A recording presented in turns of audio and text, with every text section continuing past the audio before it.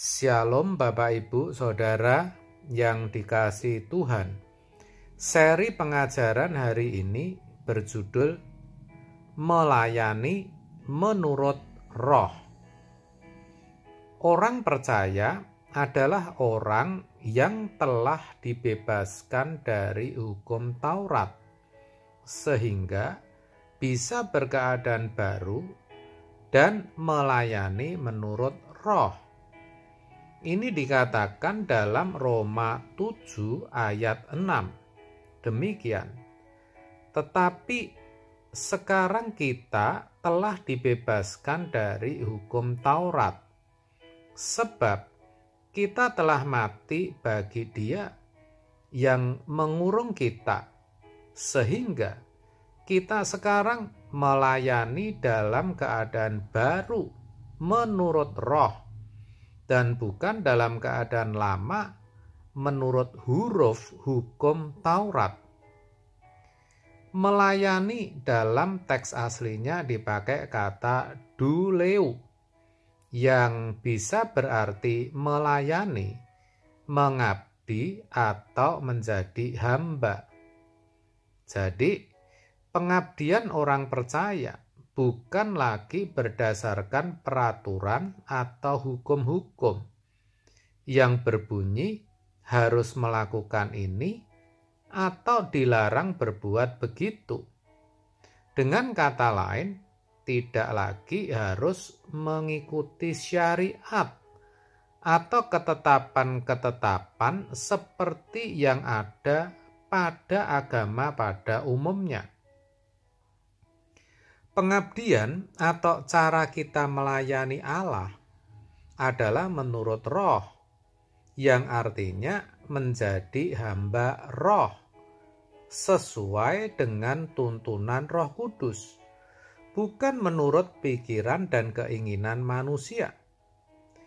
Maka dikatakan dalam Galatia 5 ayat 16, demikian, maksudku ialah hiduplah oleh roh, maka kamu tidak akan menuruti keinginan daging.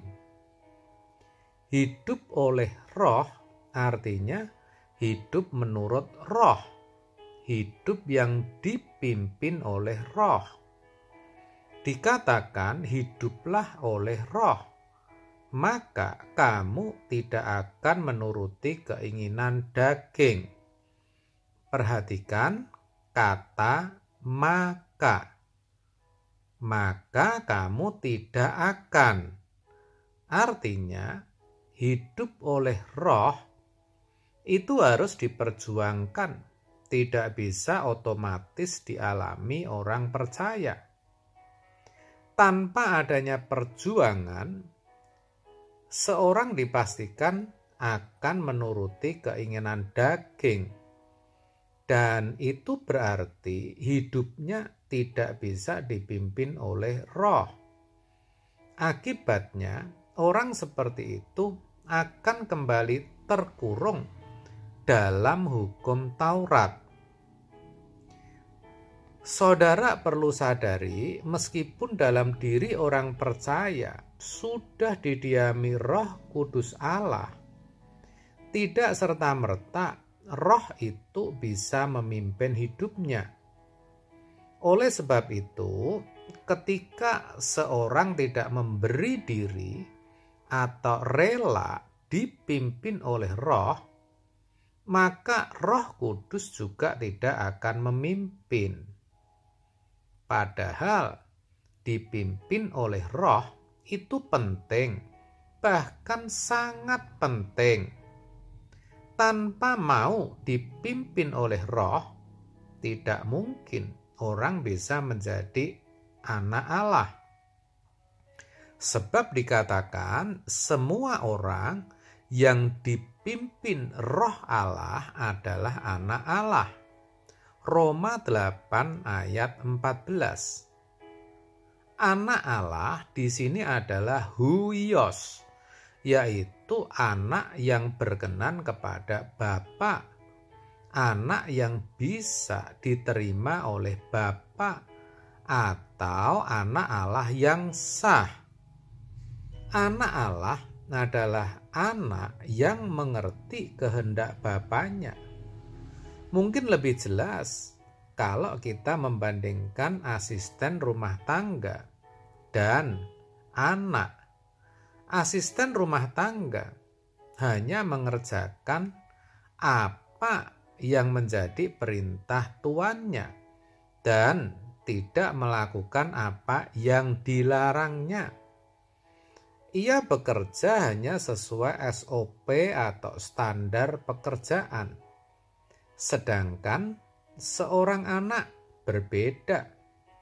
Ia tidak hanya bekerja untuk orang tuanya berdasarkan standar pekerjaan yang ada, tetapi ia juga memahami pikiran dan perasaan orang tuanya, serta mengerti kehendak dan kemauannya. Tujuan seorang asisten rumah tangga adalah memperoleh gaji atau upah. Tetapi tujuan seorang anak adalah bagaimana ia bisa membuat orang tuanya senang dan bisa menjadi anak kesukaan. Demikianlah melayani menurut Roh.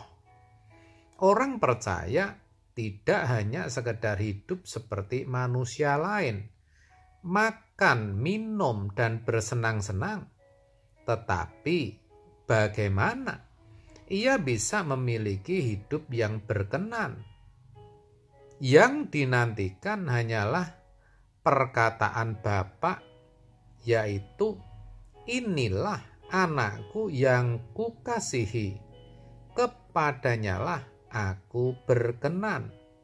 Itu yang selalu ditunggu. Untuk itu, maka tidak ada cara lain kecuali memberi diri untuk dipimpin oleh Roh Kudus. Caranya, orang percaya harus menyesuaikan diri dengan Roh Kudus, dengan hidup kudus, hidup tidak bercacat dan tidak bercela.